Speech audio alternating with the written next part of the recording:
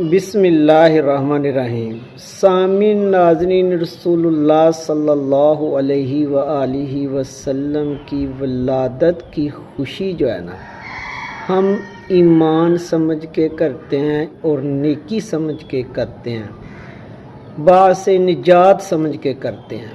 اور جو منکر میلاد ہے، منکر میلاد ہم اس کو نہیں کہتے کہ جو ولادت کی خوشی نہیں مناتا، ہم اس کو کہتے ہیں کہ جو منانے والے کو ٹیز کرتا ہے، تنقید کا نشانہ بناتا ہے، کیونکہ یہ تنقید بنتی نہیں ہے۔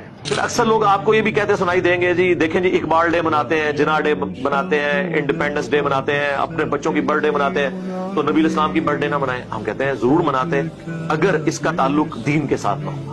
منکر میلاد کہتا ہے کہ آپ تمام سیلیبریشنز منا لو، تمام خوشیاں منا لو، لیکن آپ صلی اللہ علیہ وسلم کو یاد کر کے آپ خوش نہیں ہو سکتے۔ آپ صلی اللہ علیہ وسلم کی ولادت کی خوشی معاذ اللہ، وہ کہتا ہے آپ نیکی سمجھ کے نہیں کر سکتے۔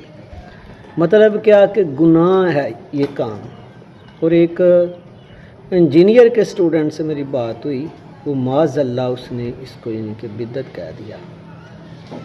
بدعت کہنے کا مطلب کیا ہے کہ آپ صلی اللہ علیہ وآلہ وسلم کے دنیا میں آنے کے تصور سے، اس یاد میں آپ درود پاک پڑھتے ہو، آپ نعتیں پڑھتے ہو، آپ قرآن پاک پڑھتے ہو، آپ صلی اللہ علیہ وسلم کی آمد کے چرچے کرتے ہو، تو اس کو بدعت کہنے کا مطلب کیا ہے؟ معاذ اللہ کہ سیدھا سیدھا آپ کی توبہ قبول نہیں ہونی، آپ کی کوئی عبادت قبول نہیں ہونی، اور آپ پہ اللہ کی لعنت ہے، تمام ملائکہ کی، انسانوں کی، کیونکہ بدعت کے یہ حکام ہے۔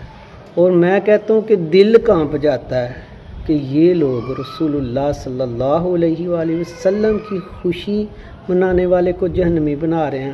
میں آپ کو حقیقت بتاؤں، چیک کر لینا، یہ قرآن کی بات کریں گے، آپ صلی اللہ علیہ وآلہ وسلم کی تعلیمات کی بات کریں گے، سنت کی بات کریں گے، صحابہ کی بات کر لیں گے، لیکن خدا کی قسم آپ کی بات یہ نہیں کریں گے۔ یہ دیکھو اللہ نے فرمایا قل بفضل اللہ وبرحمتہ فبذلک فلیفرحوا، اے نبی تم فرماؤ کہ اللہ کے فضل اور رحمت ملنے کے اوپر خوشیاں منایا کرو، یہ اس سے بہتر ہے جو تم دنیا کا مال جمع کرتے ہو۔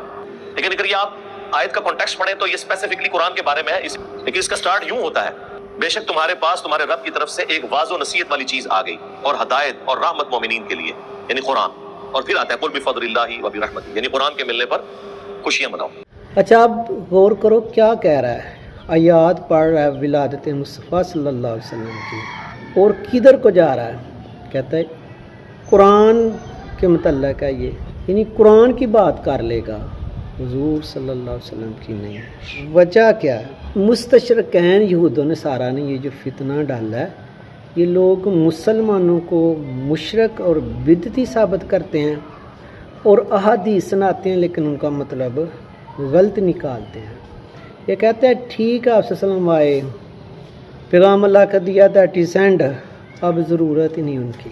یہ وہی لوگ ہیں کہ جو عمرہ کرتے ہیں، حج کرتے ہیں، ان میں سے اکثر گنبد خضرا پر جاتے ہی نہیں۔ یہ وہی لوگ ہیں جو گنبد خضرا کو گرانے کی کمپین کر رہے ہیں، معاذ اللہ یہ وہی لوگ ہیں جو آپ صلی اللہ علیہ وآلہ وسلم سے محبت کرنے والوں کو مشرک اور بدعتی کہتے ہیں۔